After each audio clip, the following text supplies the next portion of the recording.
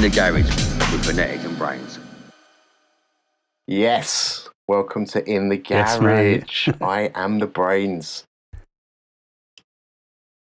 BrainZ live from the Brain Cave. Apparently so.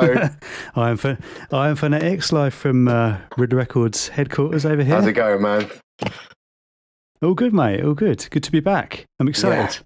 Pumped. Yeah, indeed. Had good feedback on the last one, so it's. Do you know what I mean? It's. I was shocked. Good. I mean, we haven't had. We've had good enough numbers for a first kind of unadvertised pilot episode, I suppose. But we had really good feedback.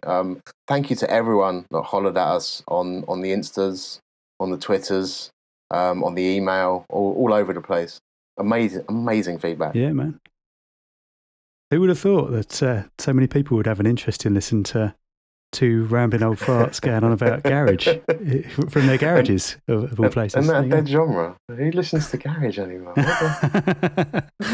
Yeah. So I'd say I think it seems like the little formula that we laid out last time went okay. So I think we're going to roll with it the same time this round. So we're going to go into the top 3 showdown. Want to know what's been hot over since the last show? Obviously, so much garage coming out constantly. I can pretty much fill 2 hours every 2 weeks with completely brand new music. So I'm sure you've got plenty of bangers lined up for us. Oh, mate, there is. Is it me, or is this month in particular been a particularly good month for garage? Because I mean, I was saying to you before we went on air, I genuinely struggled to pick a top 3. Like even trying to whittle it down to 10 this month, there were just so many tunes I could have drawn for. So hopefully that bodes well. Hopefully we're in for some good tunes. It's been a bumper month. I mean, you helped me out by taking some of the stuff out that I probably would have picked, which allows me to whittle down a bit better, and allows me to be a bit more cracked out and random, which I always like, obviously. I know you'd have to be random. Yeah, completely. All right. So do you want to intro your first one and give it a spin? I shall. It's going to come as no surprise to anyone. I've picked this one as my first choice. It was kind of doing the rounds when we did the pilot episode, but it's kind of officially been released since then. So now seems as good a time as any to showcase it and have a chat about it. This is out on Night Bass now. And it's Culture by Hans Glader. And with that, I'm going to hit play. Yeah, pick up all the ladies in the building.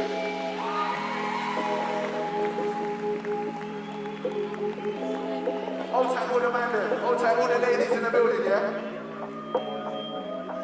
Yeah. Man got some next electric wheeler. Smash. Hold tight the selectors, hold tight everyone in the building, hold tight the people.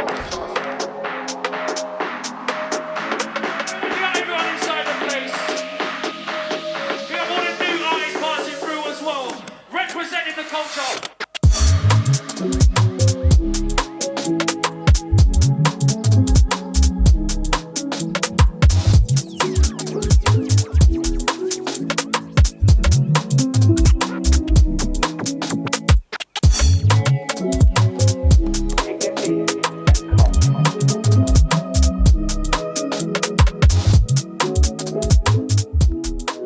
Going to turn it down there so we can have a quick chat about it, if that's cool with you, because it kind of takes a while until the brass comes in at the second drop. It's probably worth having a little chat before then, really. But yeah, just a beautiful piece of music, man. Mate, Hans Glader, he's definitely contender already for one of the best producers of the year, mate.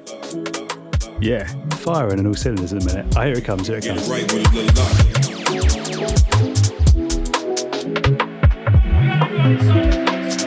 How you gonna lie when it really work?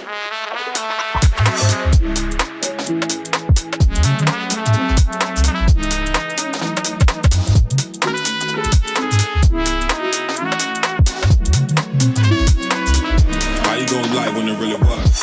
You know we really had a good time. Why you? I mean, I just don't have the words to that. Like, it's just glorious. Like even the beat. Something as simple as the beat, it just gets really creative with his beats. You know what I mean? It's not just your standard 2-step beat. It's syncopated, it's skipping, it's jumping all over the place, and then you've kind of got that kind of quirky bass that's kind of bouncing with it. I mean, even if you took the brass elements out of it, you'd have a really interesting track there. But then you kind of put those tones on top of it, and it gives it that kind of musical edge. And it just, I don't know, I sat here, I just listened to it on loop when it came out for ages. I was just blew my mind. It was obviously going to appeal to me, do you know what I mean, with my whole jazz step thing. It's well on that kind of jazzy stepper kind of vibe in it, and yeah, I love it. My only complaint about it, and this is going to surprise you for me to say this because I would have anticipated you saying it, it's not the easiest track to mix. It's an absolute bastard to mix. That's my only complaint, but you know, I'm not going to rag on Hans for that. I mean, obviously that's the creative direction with it. I mean, mixing it by ear, I would say, is pretty much impossible. But it's built in a way where if you press play on the first when it starts, it'll drop in the right time. So it's not the BPM doesn't change. Now that isn't true of all of Hans Glader's tracks. Some of his tunes are just two completely different speeds. Like or they when he proper fucks you up is when they're two similar speeds, but they're still different, and you have to work out that he's changed it halfway through. He's keeping you on your toes, bro. He definitely is. But yeah, mate, what a mature track. Now, the thing that fascinates me about this tune is that it's on Nightbase, right? That's AC Slater's label, and he's got his bass house thing going on, and he normally very much gets producers to mold their sound to fit Nightbase when they come on the label. I think a real kind of obvious time when that happened is when Flavor D released on Nightbase. Like, she completely, like, her sound didn't completely change, but you could tell it was molded to fit Nightbase. It wasn't just like, you wouldn't listen to it and immediately go, that's Flavor D. You'd know that AC's gone, no, you need to change this, that and the other so that it fits in with the sound that he's creating. And that's all cool, you know? It's like other sub-mini genres always appear out of another genre, and, you know, he's creating a Nightbase as a genre, and I think that's great. But that tune is lead track on that EP. And that is not in the usual kind of style of what he expects on his label. And that just shows you really how amazing a piece of music it is to me. That speaks volumes, doesn't it? It completely breaks through. It's testament to how good it is that somebody's willing to kind of forego that typical niche sound that they usually go for and have that, as you say, as the lead track. Absolutely. It's amazing. And just if you ain't checked out Hans Glader, you need to listen to as much of his stuff as you can right now. He's got freebies out as well. He's got some wicked booties.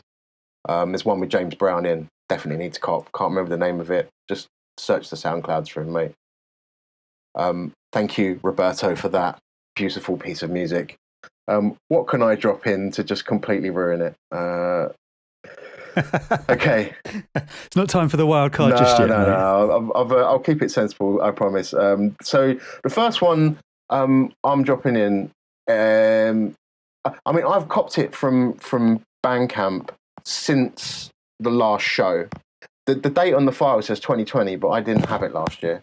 And so it's just a tune that I want to kind of highlight that you can get from Bandcamp now. So it's Gemi on the buttons. And he's got an EP called Gemi Tapes Volume 3.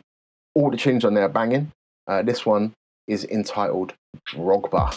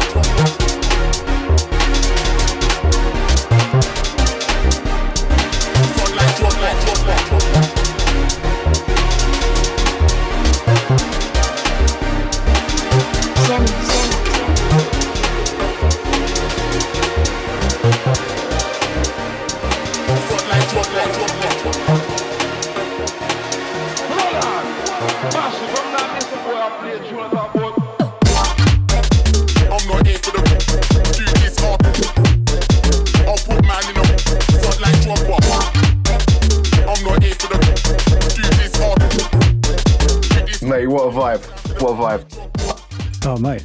That's a drop and a half right there, isn't it? The energy in that is But it's like even like the vocal chops are hype, right? It's like even what he's saying is not 100% making sense, but the way he's chopped the vocals up, it's a bad boy. Like, so I'm guessing he's put this out as he has because it's a booty, right? But look, listen, it's switched now into two-step.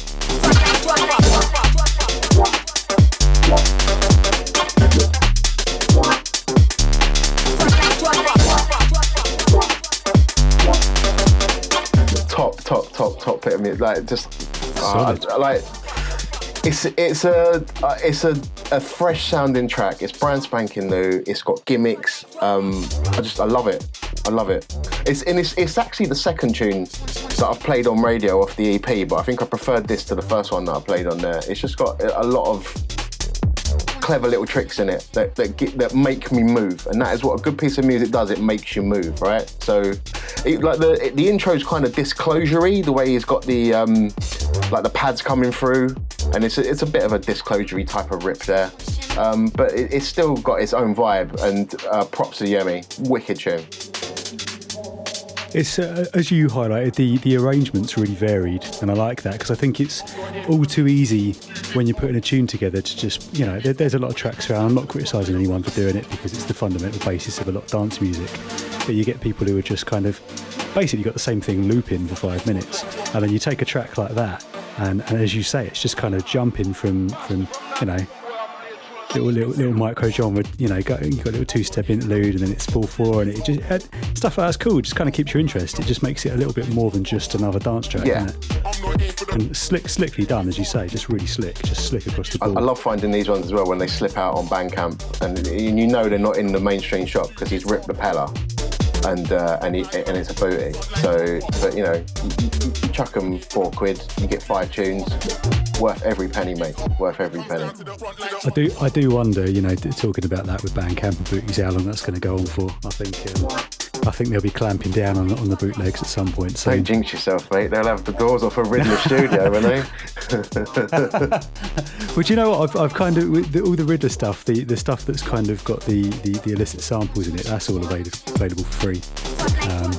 But yeah, there are a lot of people around that are just making a lot of money off of stolen goods, shall we say? I don't know how long that will continue. But, you know, you called it stolen goods, mate, but it's like, you know, the spins that people put on them tracks, the original artist would never have envisaged that at all. Oh, absolutely. No, don't get me wrong. I'm not criticising at all. And you know, I've been guilty of, as anyone, of doing the odd bootleg here and there over the years. And I say, do you know what I mean? It's you know, it's dance music. It's the culture. It's built on it, isn't it?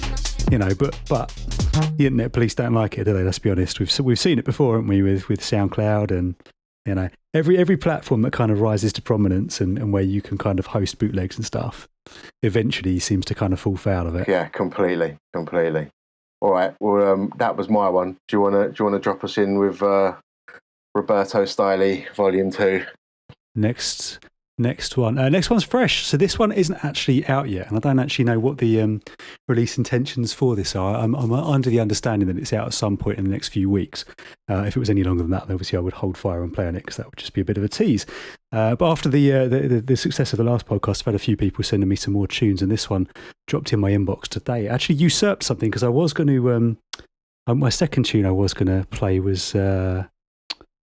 I've forgotten the name of it. Jesus by Sampledelic, because I love that track.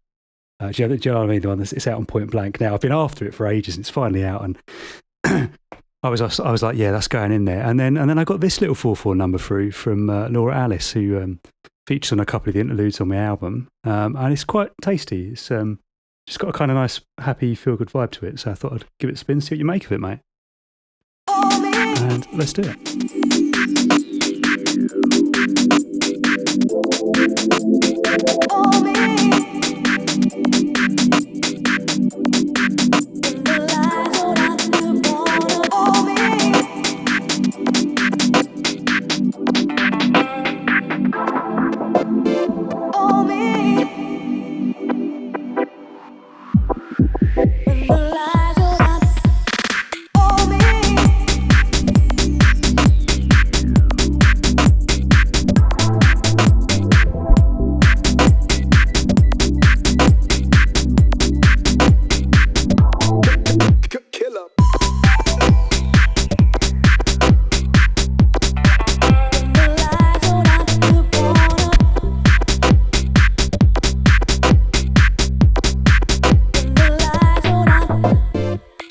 so we can chat about it. Yeah, it just it's funny because obviously we were talking at length on the last podcast about the kind of 4/4 sounds of that kind of lost era, 2004, 2005, and all those kind of bumpy tracks around from people like GE, Artifact, Solution, Mr. Bumpy, and all that. And there are elements of this that kind of scream out Artifact to me. Do you know what I mean? It's got this kind of like sort of offbeat, syncopated organ bass on it, which kind of sets it apart slightly, but can definitely hear kind of shades of those kind of olden days in it. Which kind of made me smile. Just, I don't know. It's not particularly elaborate track. It does what it says on the tin, but it just feels good. I could quite happily dance to that in a rave. Do you know what I mean? No, it's definitely a bit chilled. I like it. As soon as I heard the kit, I was completely thinking of Artifacts and that kind of era. There's a tune he done called Burning Up. It was a remix, I think, of a J Sweet tune. Do you remember that tune? I don't know why that instantly jumped into my mind. But it's just, it might have been because I was thinking about that tune today, but I did think of Artifacts when I heard this tune straight away. It's decent, like the organ bass. You've got the nice chill pads, the nice vocal. It's a chill little number. Very, very nice. Tidy little selection. You know I like a chilled number. I like a bass tear out every once in a while, but you kind of got to balance it out, and you know what I mean? You're no doubt going to bless us with some bass, I'm sure, in your next selection. I'll leave you to do that, man. You know, I don't want to snap your neck off, you know. So the next one, we've given a lot of coverage to Night Bass, really, because the next one is off of this is Night Bass Volume 12, and that's where Night Bass showcase a whole bunch of new artists. So they'll do like an EP of like 10 or so tracks of just all different people, and I think from there they'll see who gets picked up as the kind of next thing on Night Bass. So this one, came out, drops live since the last show in the shops. And this is by someone I've never heard before called Body Ocean. And this tune, just watch the switches on it, and it's called Pop Your Hip. Hold tight for it.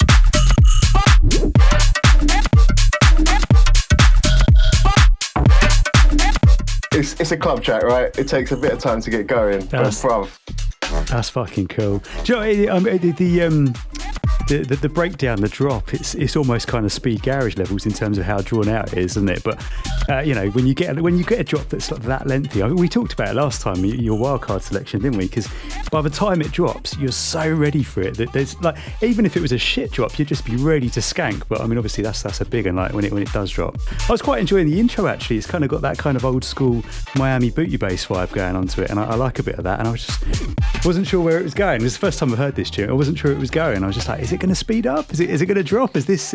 I thought you were just pulling for some proper random retro track for a second. It's the drop. So like, it's the way where like literally like four bars or is it like a 1 bar before the drop? It suddenly completely switches into like something else, and then it goes back into house again. It's just sick. I just think it was really well done. It's got that. It's the same way that kind of Hans Glader's switching in between different styles all across the track. He's got a bit of that going on here, but he's got his own take on it, and it's still kind of like a housey driven track, but I mean, you got to imagine when I played this, I've pitched it up to fuck so that it's running at 134 BPM, and so there's a bit more kind of hype to it. And I just this makes me want to DJ in clubs and drop this on a fat system and bring back the clubs, man. Bring back the clubs. What tempo is that running at by default, mate? Because it's got quite a lot of energy to it. I mean, obviously the intro was considerably slower, but like once it dropped, I don't know. Let's see. 123 apparently. Yeah, it's proper. Yes, you had to do some pitching then you're using the master tempo button on that one. Slide it all the way down. Oh, I love that. I can hear, when I hear tracks, I can hear if I play them faster, they'll fit in with my sound, even if it's not how the original artist intended. That's good, because not all DJs can do that. Do you know what I mean? I had a lot of feedback on some of my jazz step stuff, because some of those early jazz step ones were like 124, 125, and the feedback I was getting was, nah, mate, can't play, that's too slow. And I was like, just fucking pitch it up. Do you know, like, that's it. The CDJs are smart enough now to keep it sounding the way you intended, just at a faster speed. Yeah. Like, you're always in more trouble if you have to slow it down. If you're slowing down at 140, you might get some like digital distortion, but speeding it up, you don't hear any difference. But yeah, so that was my my housey selection, I guess, for this one. Really enjoyed that track, yeah. You caught me off guard a little bit there without going too wild card on me. Brilliant. I like it. I enjoyed that. Oh, hang on.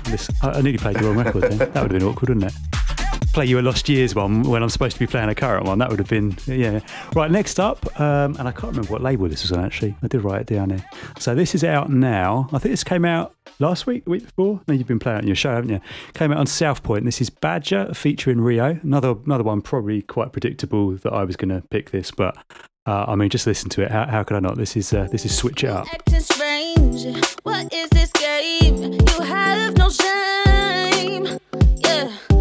Where is the old you?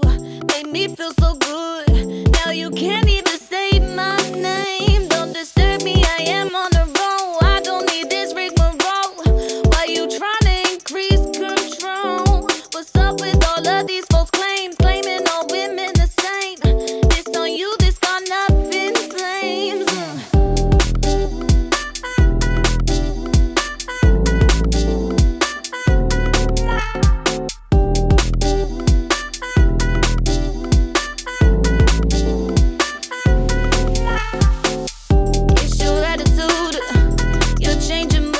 The trumpets, mate, they get me every time. Do you know, I was in an errand earlier. I was kind of trying to, as I said, I was struggling to kind of whip down to 3. And I wanted to showcase that new James Levon's track because it's fucking bad, boy. And it was either that or this. And I was listening back to this, and I was, you get to about a minute in, and then those trumpets come in. And the second those muted trumpets came in, I was just like, nah, it's that.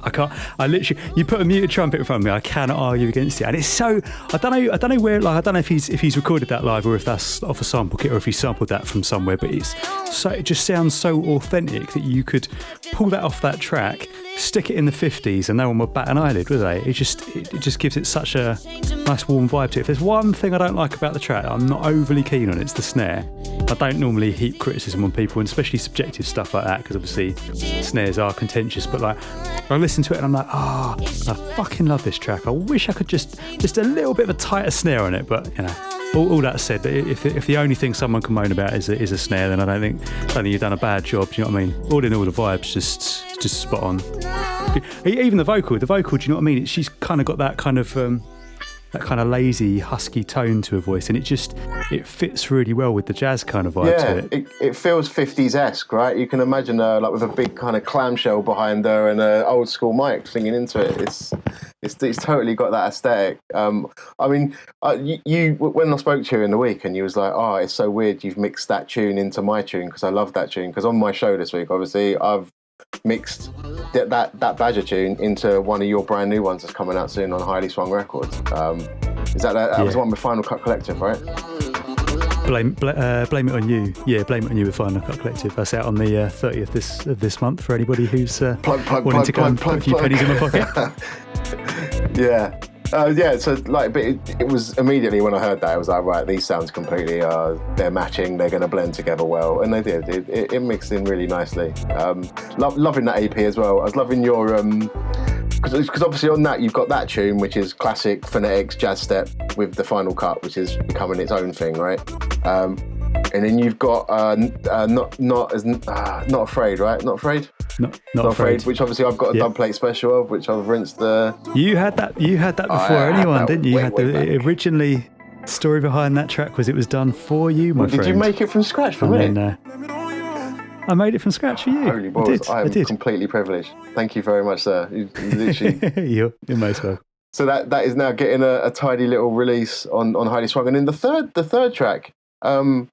It's not.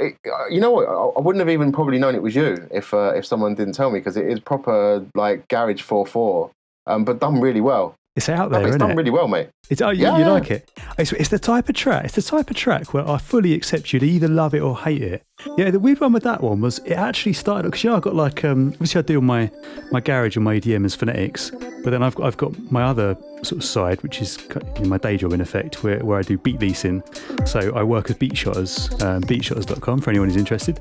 And basically I do I license instrumental music for sync licensing purposes, so for adverts and that kind of thing. Also directly to vocalists who need beats that they want to rap or sing on. And actually the musical aspects of that track that you're talking about from a trap beat. So I made a trap track based on a Little Uzi Vert track. It was kind of inspired by that. So it's really kind of spacey and out there, isn't it?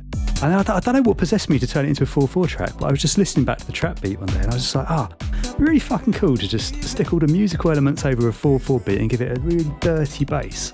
And I feel like it's the type of track, like you say, it's like a 4/4 roller. Like you could listen to that in your speakers and you wouldn't necessarily appreciate it, but I think when the clubs reopen and you drop that tune, it's going to fucking bang, because that bass is just low and rumbly. Yeah, I hope it is anyway. I love that you've mashed like two genres together and come up with something a little bit different. And I think it tells. I didn't even really know it was. As I said, I didn't know. You could have told me it was anyone else, and I would have believed you, because it wasn't a classic. What the sound that you're currently chiseling slowly but surely in the jazz style, but amazing track. Remind me of the name of it again. Thanks, mate. Leaving. There we go. He's leaving, isn't it? I'm just going to double check that, because I'm not actually sure. I make these tracks and I give them names and then I forget all of them. Let me double check. Yeah, actually, it was. I think probably the reason it sounds a bit out there as well and different to what I'm doing currently is because I made it quite a while ago. I've been concentrating quite exclusively on jazz step for a while now. Do you know what I mean? But like I signed a load of stuff mid last year before I really kind of got cracking on the album. So we're just coming to a point now where I've got a string of EP releases coming out of kind of quite bass heavy stuff, which is confusing people because I'm getting messages from people that are just like, well, you done with jazz step? And I'm like, no. There's more jazz step on the horizon, trust me. Just don't make another alias, man. You don't need any more, all right? You've got enough. One more for the list. I've got to keep up with Jeremy Sylvester, mate. God blimey. All right. So I'll move on to my last one. So last show, obviously, I say obviously, if you listen to last show, my third track selection was a tune by LR Groove called Silverback, and it was my kind of random wild card one that I threw in there. I wanted to stick to that this time round to keep another wild card in. Now, in between last show and this show, we would say we was getting really good feedback across all the platforms, and on Twitter, I was speaking to Merlin, who's on Kane FM. And he was like, yeah, that LR Groove tune. He said he'd played that. And I sent him this tune. And I went, what do you reckon on this one? And he said, oh, that's a little bit out there for me. A little bit past the line for him. I'm gonna play it for you now. So it is on one of my favourite Spanish labels, run by a guy called Gal. And it's 83 Records. Now, they're more airing to the side of breakbeat. But they've got, honestly, their back catalogue is amazing. They've got guys on there like Murix, Hancock. I think Bowser might have appeared on there. He's kind of breaking through at the moment. But 83's back catalogue, if you've never listened to it and you're into Savage Bass, please highly recommend it. This one is by a guy, how do you pronounce his name? It's spelled MMEE, but I think he calls it ME. I'm not too sure. I'm sorry for butchering your name, mate. Anyway, this is out now on 83 Records, and this tune is entitled Rude Boy.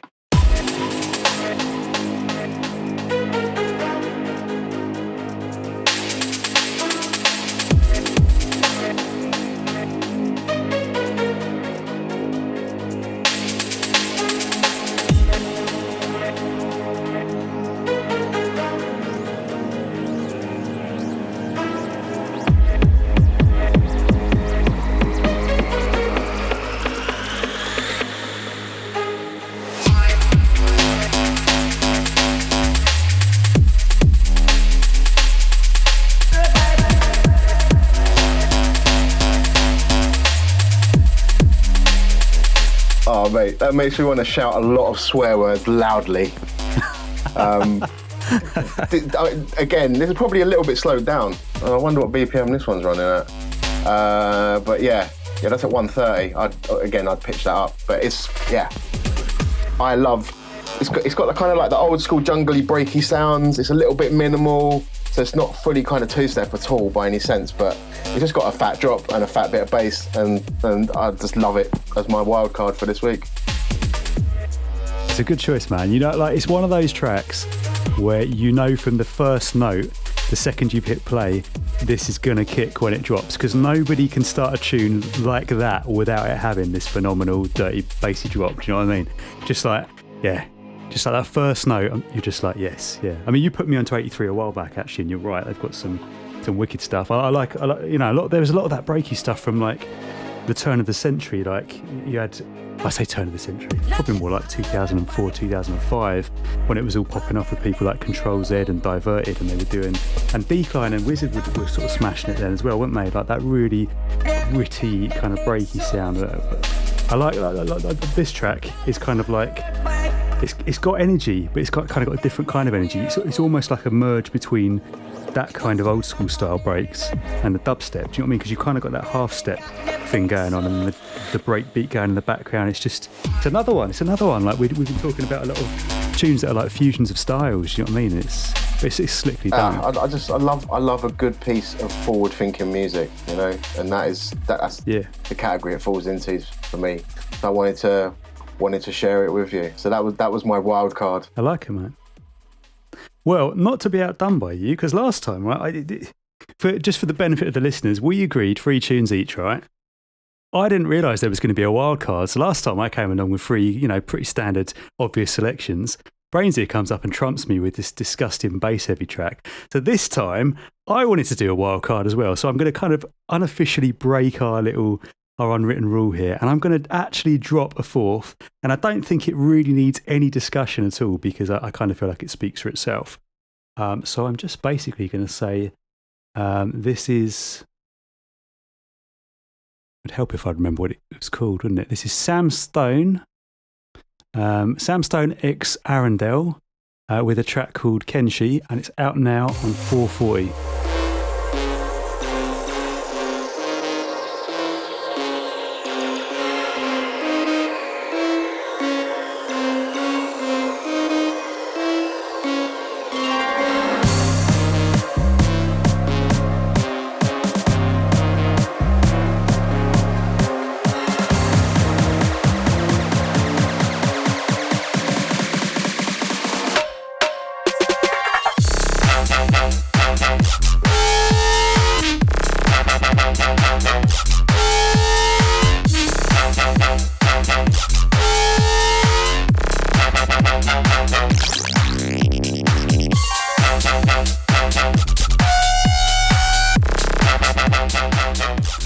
It's absolutely disgusting, and I love it.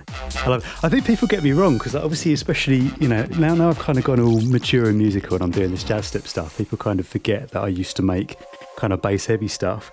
But when you draw for something like that, people are like, oh, I didn't expect you to be on that. But like, how can you not like that, man? Like that, it's that high pitched, piercing bass note just gets me every time, man. I got the promo for it and I played it, and I was just like, oh yes, I'm definitely having that as my wild card. No hesitation. So basically what you're saying is, where people don't understand that you used to be into bass, then you might be saying, you just don't get me.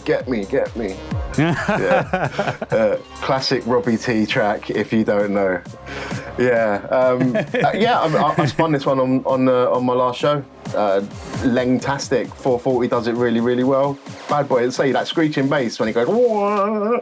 Yes, I was all for that, mate. Definitely all for that. Good choice. I feel like, I know obviously we had penciled in our itinerary here for me to go first on the next section, which is the Forgotten Gem of the Week. But being that I just dropped in a cheeky 4th selection there, I think maybe completely you go first, broke mate. the pact. So for the benefit of the listener, if you've been following the tunes, we've been kind of curating them as we go along on Spotify. Phonetix has kindly got a Spotify playlist you can follow. We've been updating that with the tunes that we showcase in the show, plus a couple of other hot ones of the moment. And if you want to grab that, Search on Spotify for Phonetix. You can find it on there. It's In the UK Garage Recommends, or you can go to intheukgarage.com/recommends. Nice and easy peasy. And thank you for keeping that up, sir, because Spotify say I mix all my tunes. I don't listen to Spotify, so I don't know what that is. I was pleasantly surprised actually, because after we did the last podcast, I said to you, I'll give me a list of other bits that you're feeling, and I'll do like a little playlist, sort of both of our selects, and we'll put it out there. And you sent me a list through, and I thought, these aren't going to be available on Spotify. Do you know what I mean? Because there are tracks that just, they're on Juno or they're on Beatport or whatever, but they don't necessarily kind of filter through to Spotify. And I was pleasantly surprised that all of your choices did pop up. I don't know whether you scouted Spotify for them before you sent me the list through, to be kind, but it definitely made my job a bit easier. I think there was one, maybe I had to change one or two, but no, I mean, most people just hit publish on every platform now, don't they, when they go out? So it kind of makes sense to you. I was talking about this with someone recently, and because obviously you've got the die-hard vinyl lot who are doing vinyl releases, and you've got the fan base that buy the vinyl releases, and a lot of those vinyl releases, and I think we touched on this last time, they're like vinyl only. They never kind of find their way into the digital realm, and as an artist myself, it kind of perplexes me a bit, because I can't quite wrap my head around the idea of wanting to sell 300 copies and that being it, and nobody else being able to have that music. Maybe I'm missing the point. I would like as many people as possible to be able to access my music. And as you say, the way to do that is to go every platform available, publish, and let's get it out there. It's different goals, man. People got to eat, right? People got to eat. And I think people have found an outlet to make money. And you know what? That's fine. If that's how it is, I guess it just means it's inaccessible to me, because I can't be asked to get my decks out of the box to rip a vinyl to get a sub-quality version of a tune, unfortunately. I think my favourite thing recently with a vinyl was Smashers put out a vinyl EP, and he put the digital version up for sale for £999. I saw that. That made me chuckle. That did make me chuckle. Amazing. Absolutely amazing. All right, shall we move into the forgotten years? So we... I'm wondering, because I don't know what your forgotten years gem is. I'm wondering if it's going to be one I can source for the Spotify playlist. I should send apologies for last time. I picked a sort of spurious 2004 artifact release, which I then couldn't source on Spotify. So, in the absence of that, that's missing from the in the garage recommends playlist. But some things that they have to live and die on an old school vinyl, especially if they're old school booties. And this may fall into the avenue of old school booties. There's lots of reasons why I've picked this tune. Lots of stories I could tell about it after we've listened to it. One of the main reasons is absolutely fucking love it, and it's I'm a complete soppy melt at heart. So when you understand the lyrics to this one and how cheesy it is, you will see how kind of soppy I am. So I'm just gonna play it, and then we'll talk about it, and you'll know what it is from the first beat. You'll know exactly what this tune is.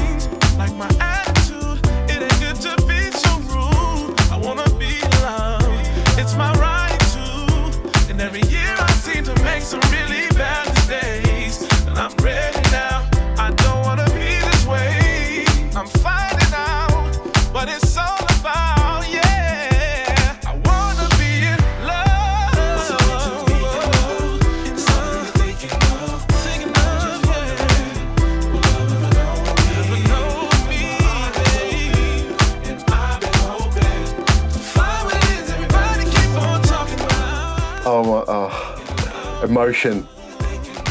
Just pure emotion, mate. Right, so that one is Jagged Edge, What's It Like, Wookie on the remix.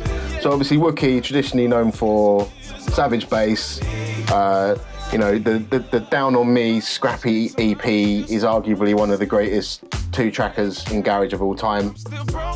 Bold statement there. He went and pivoted into kind of this more housey vibe. And as the garage transition Forgotten Years started happening, this come out around 2004. And, you know, we had all the stuff that we was playing in the last show out, and then this kind of come in as well. So it's like, right, it's Wookie, he's a garage guy. Garage people are going to pick this vinyl up. And it got played by all the garage people.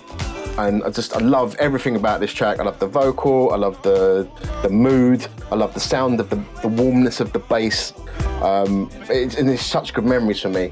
But then the house guys started picking this up as well. So I used to live with a funky house DJ, and it was good for me because it was a landmark of a genre crosser. You used to get loads of genre crossers back in the day. When you think about when like Armand Van Helden was rocking back in the late 90s, right? There'd be tunes like You Don't Even Know Me that would be played by DJs left, right and centre across all different styles and genres, right? That tune was not a garage tune, it was not a house tune, it was a everyone's tune. And this was causing like arguments between funky house and garage DJs. It's like, is this a garage tune? Is it a house tune? And it's like, you know what, it don't matter. It's a wicked tune that many people can play.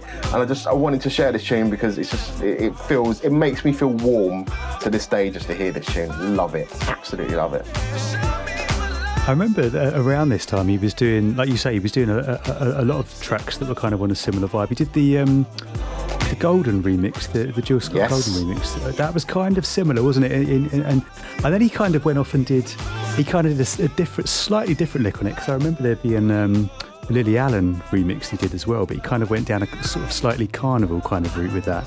Do you remember? It was kind of similar kind of beats, but it just kind of was a bit rougher. I dig that. I think anybody that's got the artistic ability to kind of bounce between genres like that, I think it really showcases how skilled someone like, I mean, not that we ever doubted that Wookie was skilled, do you know what I mean? But like, I think it's easy to kind of pigeonhole people, and I think people like to do that, and especially contemporary modern day, people like to put you in a box and go, oh, you're a garage producer.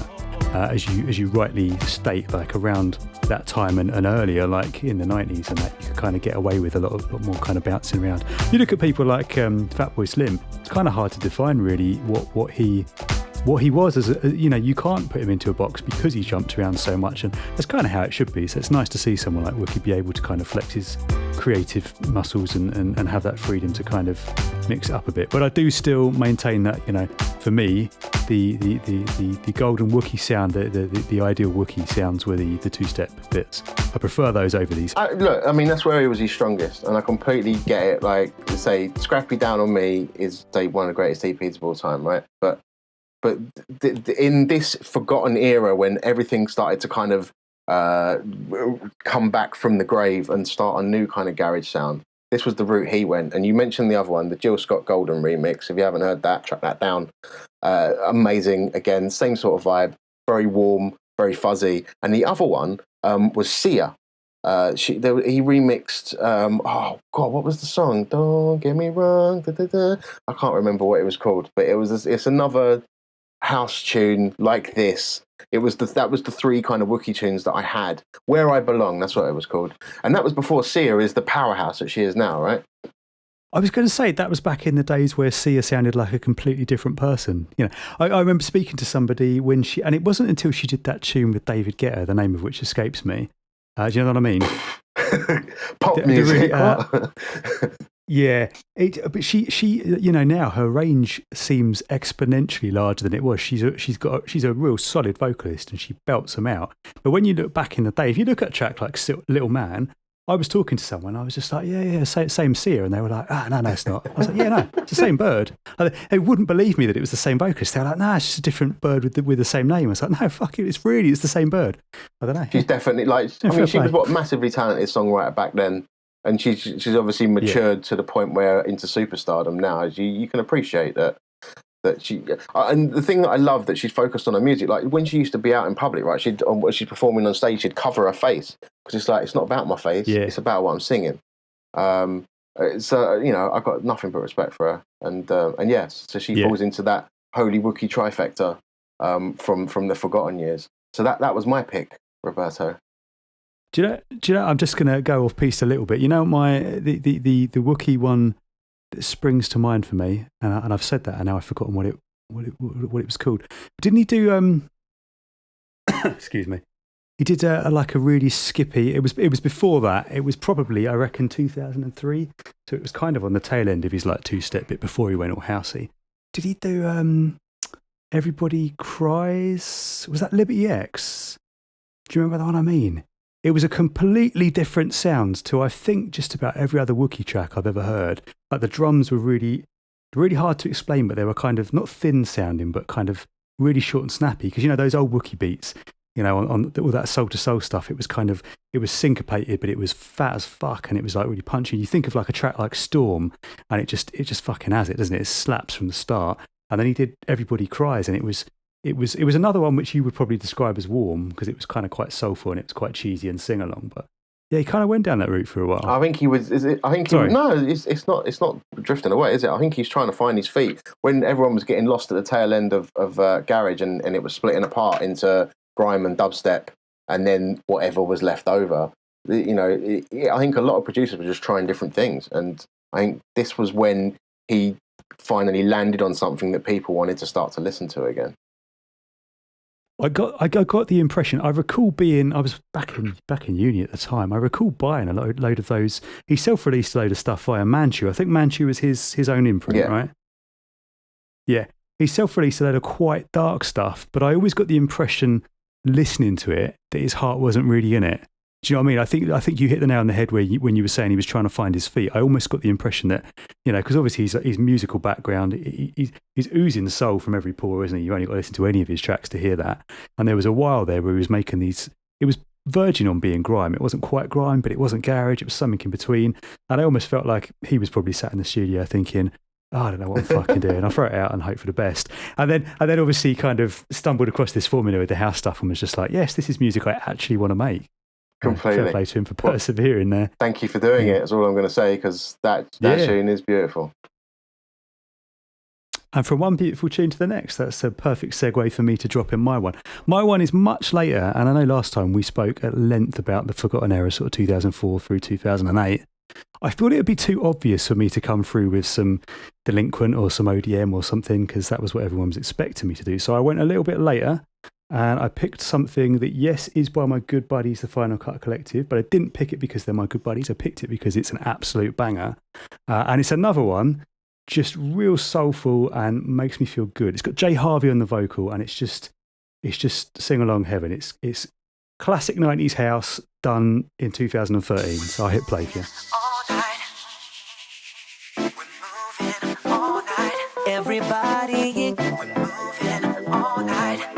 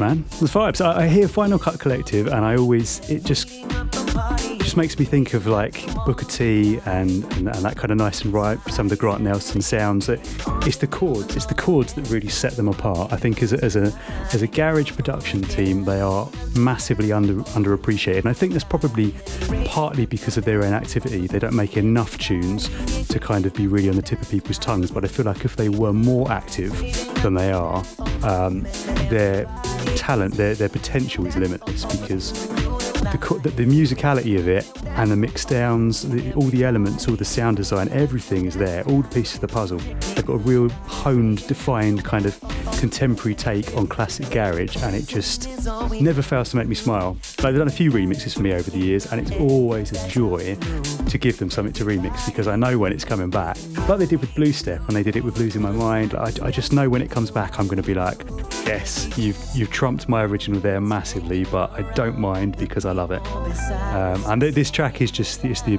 epitome of it's just solid. It's and Jay's vocal as well. It's just Jay's kind of got that cheeky chappy thing going on, doesn't he? And like the whole like partying at the weekend thing, it suits the lyrical content. It all just everything just matches perfectly. Yeah, I mean, there was a moment in kind of those years where Jay was one of the vocalists that you was hearing a lot on many tunes. One of the first times I heard him was on that tune Sessions. That was that Portelli pushing that one? I'm not too sure, but it was. No. Portelli was pushing the Golden Child one. What do you want to do? Oh, that was a tune. I'm pretty sure Sessions was it was AIM Records, wasn't it? It was Danny C on the buttons, if I recall right. Okay, that would make more sense. I think it was. I might be off there, but I think. And it had Special MC on that as well, right? But that was the kind of the first tune. So that Golden Child one and the Sessions one. That's when I kind of first remember hearing Jay Harvey coming out. And I even went and met him one day, randomly outside of One Extra. I went down there just to be a fangirl and linked up with him for a bit. And yeah, I mean the Final Cut Collective banging remix. Was that come out on vinyl or was that digital only? As far as I'm aware, it was digital only. It was digital only. I remember speaking with them about this because I think they'd liked the idea of doing vinyl, but let's be honest, you would have been mental to put out a garage vinyl in 2013 when you just wouldn't have sold however good it was, and that was a strong release. But would it have made back the money? I don't know. But it's one of those ones. I think because it kind of fell at that period in time, it was kind of a no man's land because garage in around that time was kind of finding a bit of a footing again. We've kind of been through these phases with it over the years, do you know what I mean? And I feel like Final Cut were kind of, they're not old guard because they were, I would still consider them a new school producer because they kind of, the Final Cut collective were kind of established a similar time really probably to when me and you first kind of met back in that kind of forgotten era. Excuse me. But there is a newer breed of producers that are obviously a lot younger than us that have come along since. And I think 2013 you had big tracks up by people like Shift Key and Grades that were kind of first starting to emerge then. So a track like this kind of got a bit lost, and that was kind of why I wanted to pick it and just go, look, if you haven't heard this, go and check it out and go and check the Final Cut Collective out on the whole because the discography is small but it's sick. And I would say that for a lot of, it's a fair game now then. All those years, they're fair game now. 2013 and beyond. It's all fair game. I think typically going forward, my lost era bits are probably going to be 2004 through 2008, 2009. But I just wanted to break the mould, I've already broken the rules once today with a wild card selection, so fuck it, why not do it again? Yeah, you got it. Just messing with the formula all over the place, mate. I don't want to be all OCD and autistic about this. Thank you for bringing that tune back into the mix, man. It's a lovely beat. And say Jay's vocals there. Big up to the Final Cut Collective. I've always been confused about the link between Final Cut Collective and Final Cut Records. I think that's kind of, so the collective it's somewhat mysterious in its very nature. Do you know what I mean? I think you can ask around and not a lot of people know who the Final Cut Collective are, and I'm not at liberty to disclose it because I'm sworn to secrecy, but they are people that had affiliations with it when it was the label. Obviously Jabs has kind of moved on now, hasn't he, to sort of different pastures, and the label is kind of there but kind of inactive, and obviously Stuart Kettridge was kind of at the helm for a bit, but he's obviously doing his different bits and pieces now. I saw actually yesterday, I was quite sad because he posted up a thing to announce that he's closed the Southeast Studios marketing business now. So I think he's obviously, I mean, everyone, life takes you off in different directions, and he's got his fingers in loads of pies, so he's off doing different things. I don't know what that means in terms of the future for Final Cut Records. But the collective, I think, will still go on making tunes here and there. I just wish that it was less here and there and more often, and I will keep poking them. But it's quality over quantity. I'll give them that. I'd rather hear one decent track a year than 12 shit ones. So they're It's all about quality. I mean, the Final Cut Records is definitely fair game for Forgotten Years, because there was the Proton EP would come out on that. CJ Rain.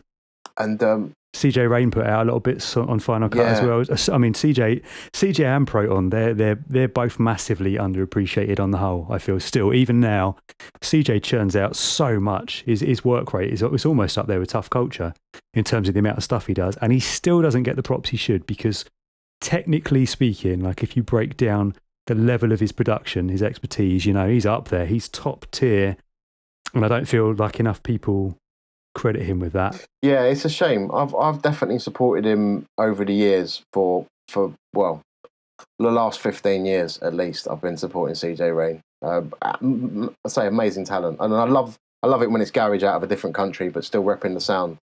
It's always great. But yeah, so I mean, funny fact. Me and Jabs were on the same internet radio station before I joined Sub FM. I used to be on a station called Pressure Radio. And that's where I first met Jabs on there, way back. And he had all Pressure Radio. I'd forgotten about that. Yeah, it rings a bell now. Now you say that. Yeah, but it was mainly a house show. Like there were garage people on there, and then I ended up being at one of the last garage shows. And I was like, look, I got to move on. I had like diehard listeners that would be there every show, and it's like, maybe let's go to a different platform. And I tried Sub's kind of been growing. Many good years there though, and Jabs, great guy. Top fella, yeah, got a lot of time for Jabs, and he brought through some wicked tunes on that label in those early days as well. TNG, I think TNG was on there as well, wasn't he? TNG, another underrated producer from those years, who is off in the distance now. I think he's left garage behind altogether, but he did some bangers. Completely. All right, shall we get into the next section, the gassing? We're going to get gassing. Let's get gassing. We'll leave the forgotten years there. We're going to be forgotten once again. So what do you want to bang on about this week, Rob? Well, the first thing that sprung to mind when I was thinking, what can we talk about, is the MJ Cole Twitch stream.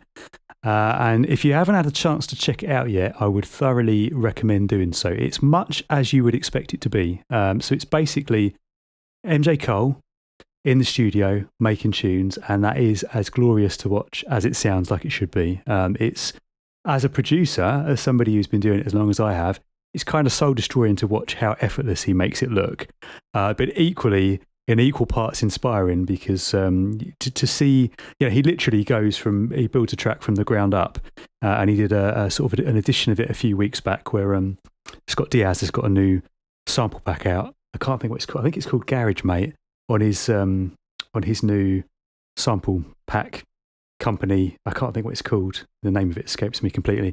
But he had given MJ a copy of that, and MJ was like, right, I'm basically going to take this sample pack and I'm going to make a tune based around it. And he came through with like a one of those classic turn of the century. Do you remember when he was doing, like, when the Sincere LP came out, and there was the intro on that album was the 2000 dub of Sincere, and it was just like disgustingly bass heavy. It had that piano intro, didn't it? And then it dropped, and it was just grit. But it was still beautiful because it was MJ. Like, only MJ can make something that's just like really dubby and dirty, but still make you go, "Oh, it's beautiful. It's beautiful." And he came through with one of those a few weeks back, and I was just sat here in awe, just like, man, I wish I could do that. I'll keep trying one day.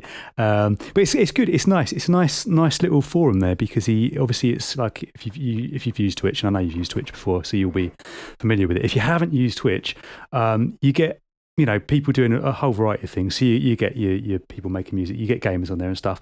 But there's a chat bar down the side where people who are watching can kind of interact, and you can interact with the person who's doing the stream, but you can also kind of interact with each other. And it's a nice little kind of bringing together of the community, because I think anybody who's got any clue about garage knows about MJ Cole, right?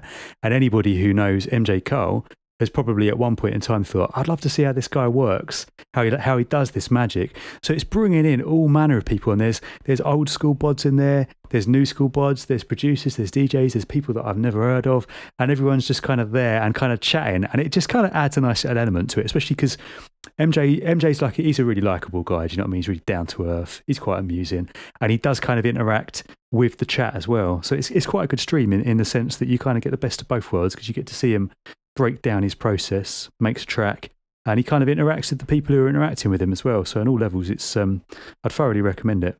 So you want to drop some names that was floating around in the chat while you was watching it? I've watched it a few times. I think he's been doing it sort of 4 or 5 weeks now. Spoony. So some of the old, like Spoony. I'm trying to think who was there. There was a core of the old guard there. There was Spoony. There was. You put me on the spot now. It's me going, yeah, there's loads of people in there, and I can't name anyone. But obviously, there's kind of our peers from that kind of came through with us. So you've got people like Scott. You've got the Final Cut Collective, funnily enough, who we were just listening to. They're on there.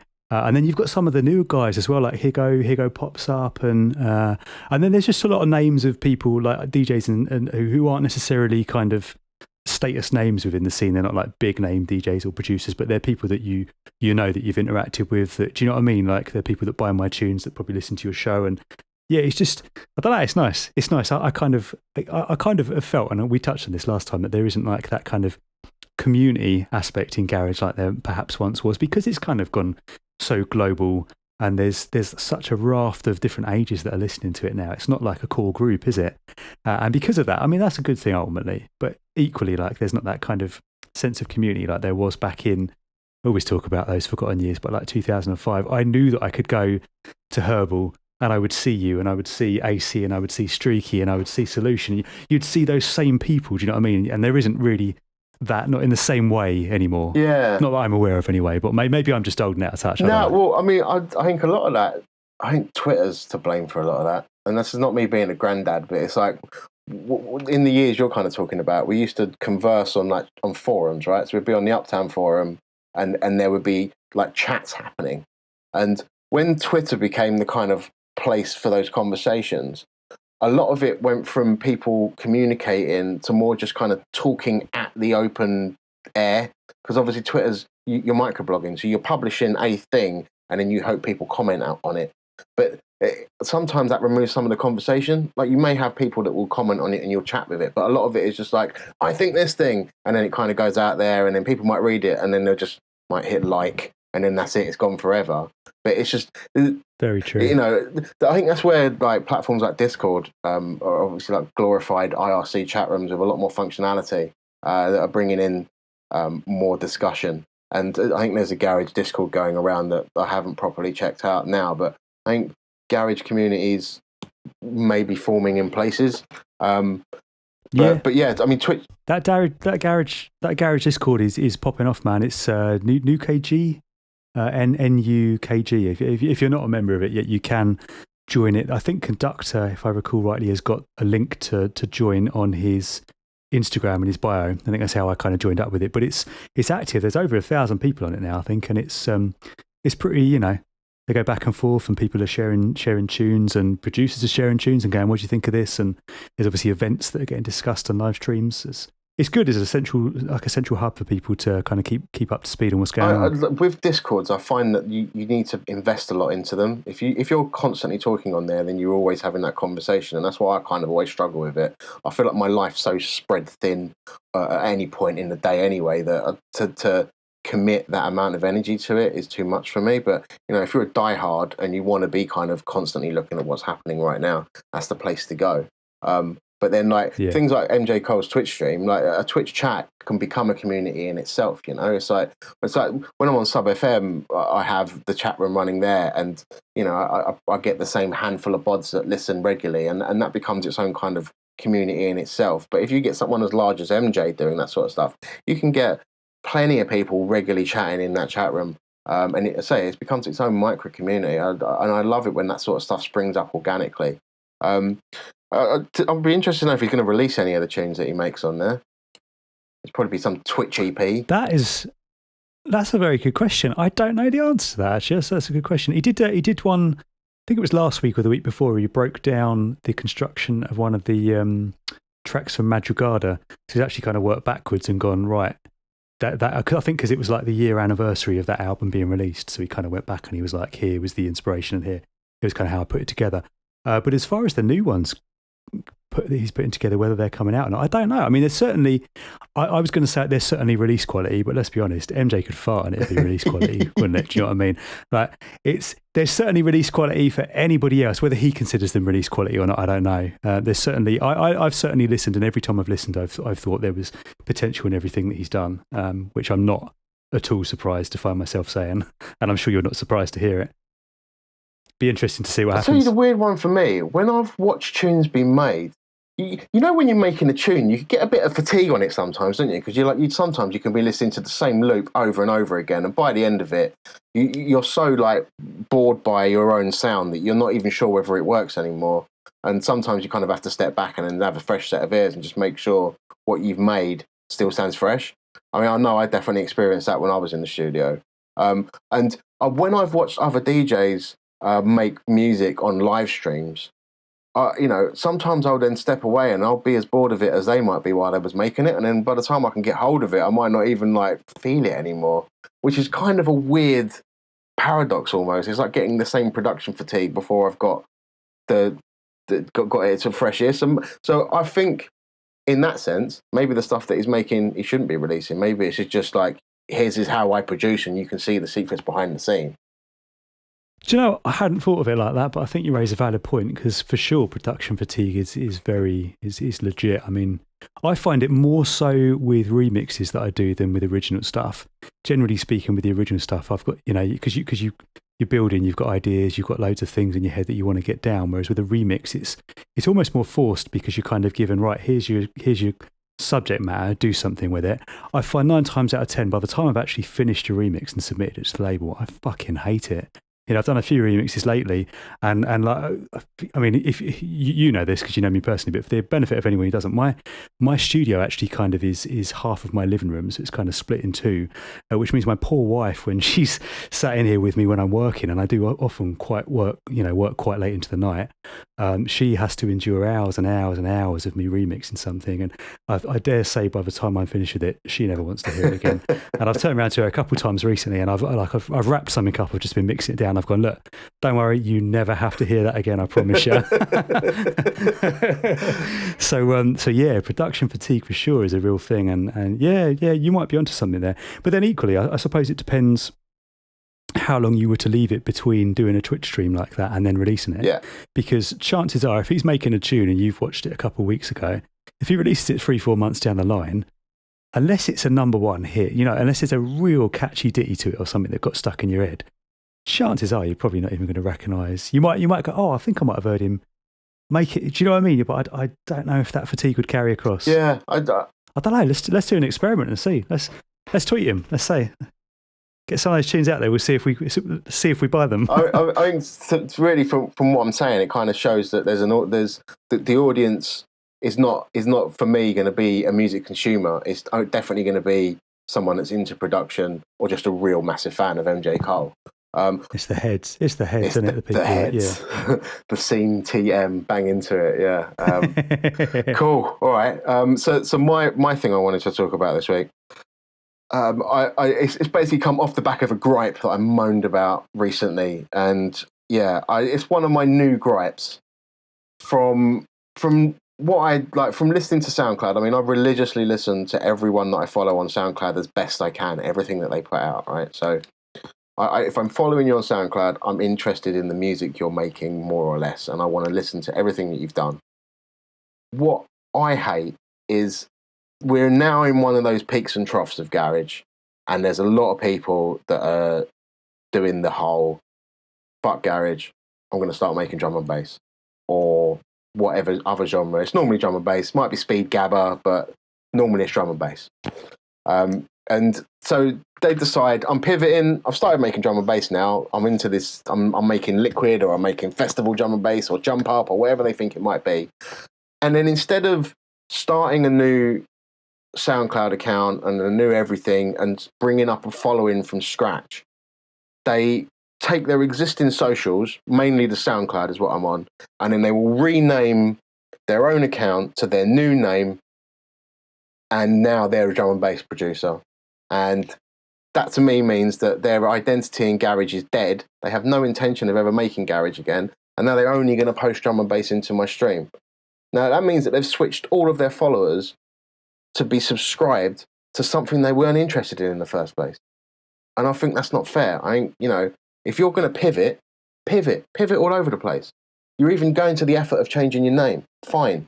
I understand you want to create a new identity, but start your new identity from scratch. And then if you repost to your current account from that account and you say, this is my new alias or whatever, follow me over here if you want more of these vibes, that's kind of more legit. But instead, I'm just getting polluted with music that I am not interested in. You can't take, let's say, I don't know, I sell tea towels and I've built up a tea towel mailing list. And then suddenly I've decided, right, I'm not selling tea towels anymore. I'm going to sell spare bike parts. But I'm going to take my tea towel mailing list, change my company name and send spare bike part market into them. It doesn't make any sense. And that's my kind of just pet peeve now, because I'm suddenly like, who the hell's Bear Fresh? Who am I? What? Who am I following here? And then suddenly I realise, I don't know if that's the one. I know Crown Jewels did it. They pivoted from making garage to drum and bass now, and they've changed their name and done it to their SoundCloud account. And there was another guy, I think it was Barely Royal. Barely Royal might be the guy that's changed to Bear Fresh. But it's like, mate, come on, like just have some balls, have some confidence in what you've made, and start a new account. Like you can't transfer a following from another genre. Am I being a whiny bastard for nothing, Rob? Tell me right now. That's what I want to know. Do you know what, mate? It's a really interesting discussion point. And obviously, I didn't realise that was what you were going to bring up, but it poses a lot of different questions. We could talk about it. We could make a podcast just to discuss this issue solely, I think. Do you know what I mean? I do understand where you're coming from. I do understand your frustrations. I get it. Everything you're saying makes sense. And I think probably like the way you've just vocalised that, which was very eloquently done, you've probably kind of raised a couple of thoughts that I probably, as a producer, wouldn't necessarily have pondered had you not kind of flagged that. And to be fair, like I've been guilty of this to an extent in the past. I remember back in the MySpace days, I was making, it's difficult. I think the music industry as it is going back to what we were talking about earlier with people wanting to put you into a pigeonhole, right? And it's interesting because if I take on remix work, and there's one particular person who throws remix work my way, and it's really interesting because the conversations I have with him, I'm not going to name him because I don't want it to, I'm not bitching about him by any means, but he would always say, I need a garage producer to do this. And I'm always just like, well, that's weird because, I'm not a garage producer. I'm a producer. I just happen to make garage. But I don't consider myself exclusively a garage producer. I spend more of my time in the day making trap and hip hop and even pop. Do you know what I mean? So it's, I know what you're trying to say isn't that you should only make one kind of music, but I think it's really difficult as the creator to kind of find outlets that work so that you can do that, because gone are the days where you could be a Fatboy Slim or a Wookie and you could go, do you know what, I'm going to mix it up and I'm going to do this, and people are still going to listen, because the music industry don't work like that. Do you know what I mean? And these platforms that are all set up, they don't, as you've correctly highlighted, they aren't designed for that purpose, are they? You get your followers are interested in one thing. So if you then start doing something else, it kind of fucks with the system a bit.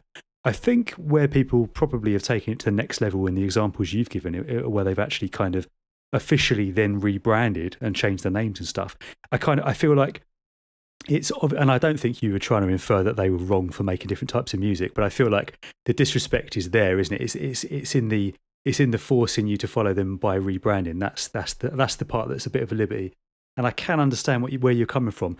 On the flip side of the coin with that is, you said about having the courage and the conviction and the belief in what you're doing to just set up a new social account, but I don't know that it's necessarily that simple, especially with a platform like SoundCloud, because like back in the day like I'm a 50-year-old man, don't I? When SoundCloud first emerged, right, and it was like the hot property, because there was a while there where SoundCloud was big, it was the one to go to, right? It was relatively straightforward, I would say, to kind of have your niche sound, have your artist brand, be uploading regularly there, and you would build followers, yeah? And that's how people have accrued thousands of followers.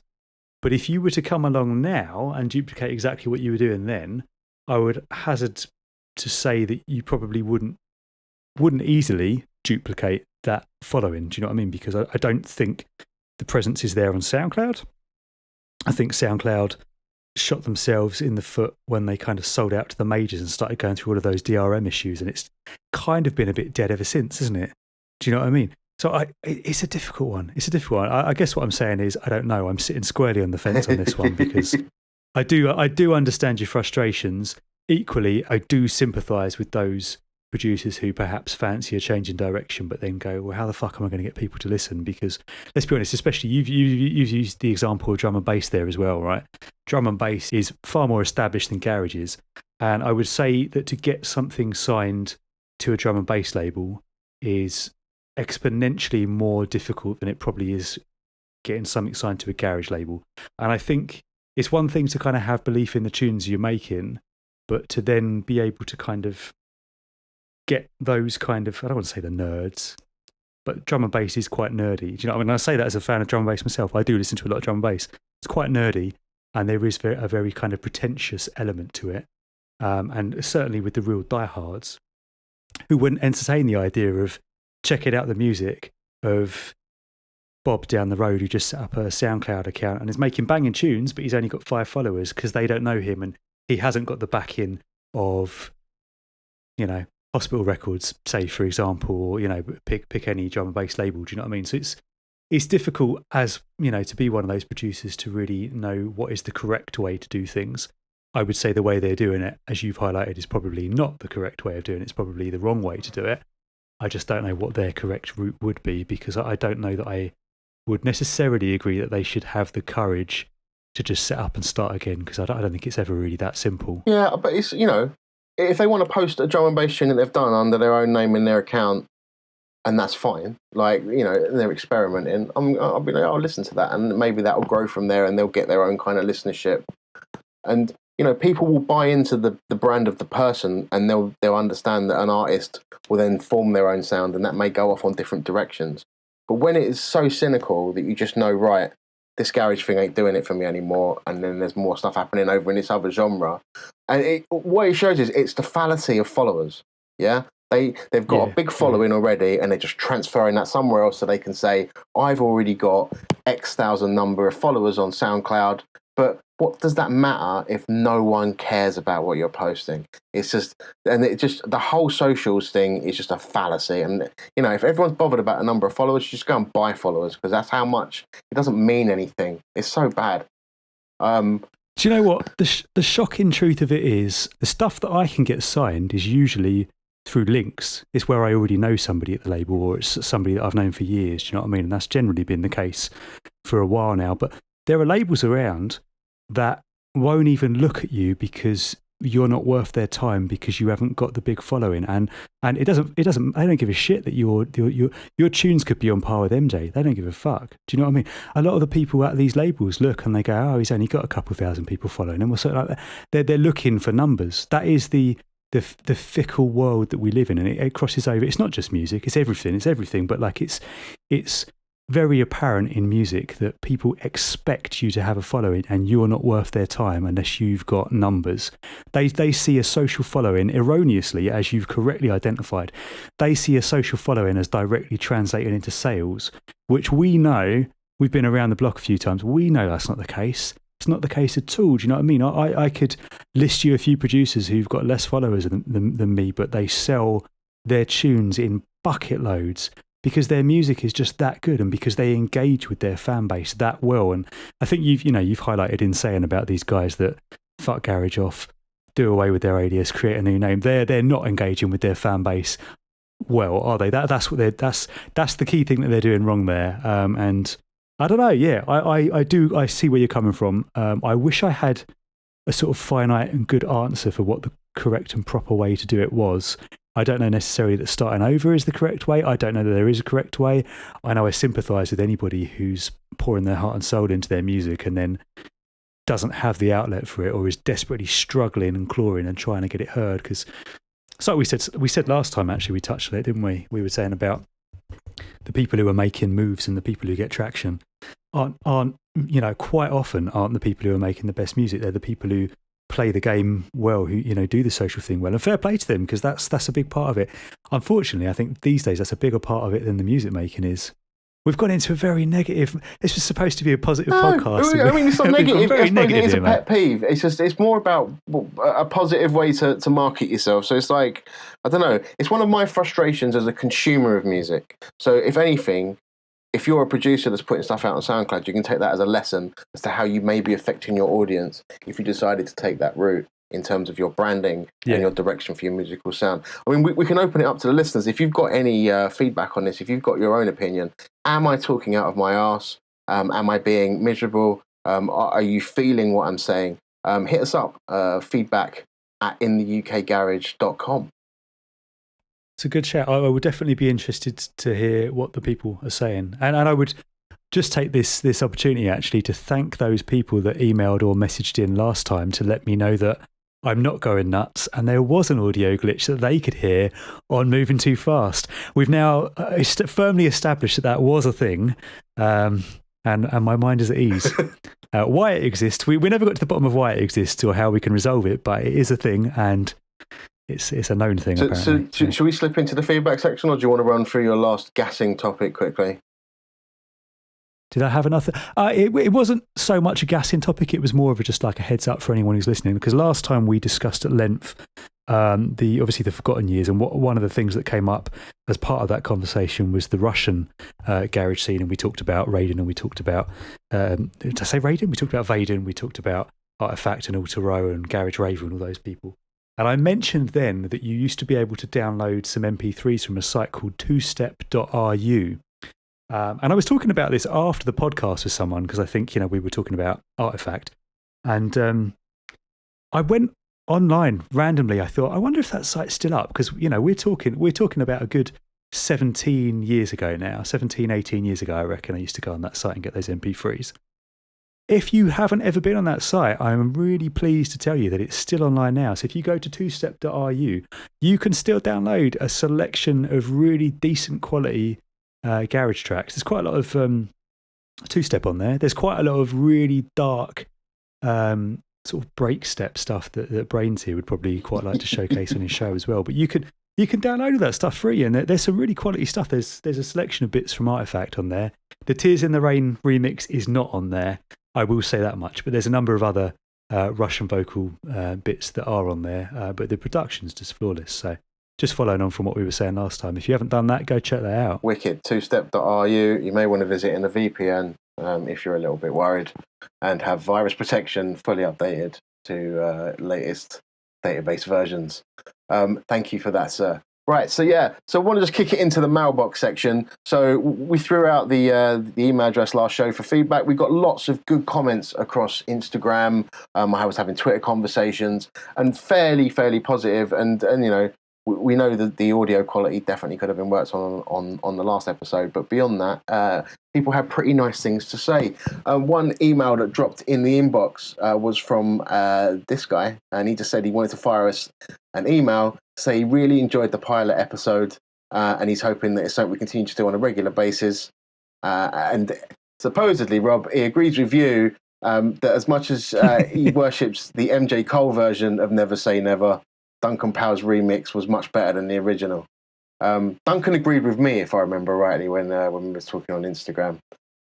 Well, Duncan's a humble guy. He's not gonna try and claim praise above MJ, is he? So this guy also says that he would also note that Duncan's remix of Watertight was better. Watertight had so many mixes.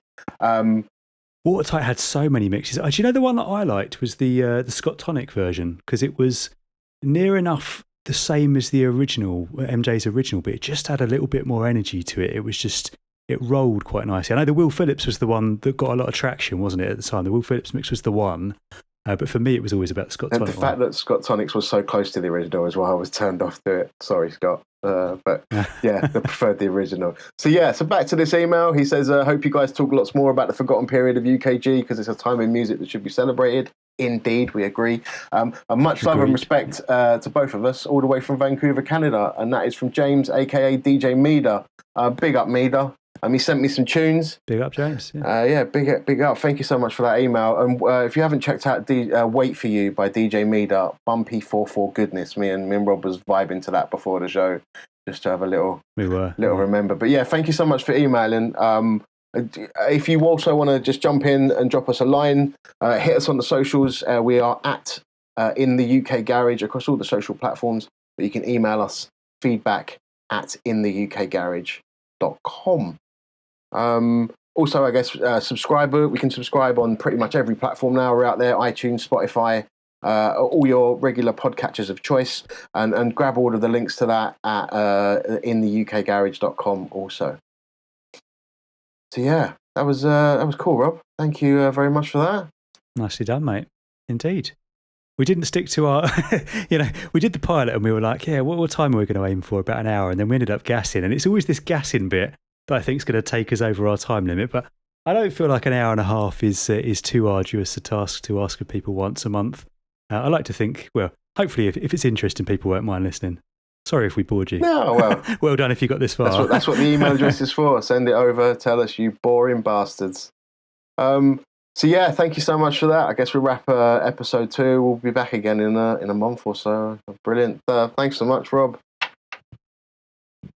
Thank you to you too, mate, and thank you to everyone that's listening. Hopefully next month's as busy in terms of solid garage releases, so we've got some more quality bangers to discuss. No doubt. I'm sure it will be wicked and wild. Brilliant stuff. Thank you, guys. Thank you, everyone. Until next time.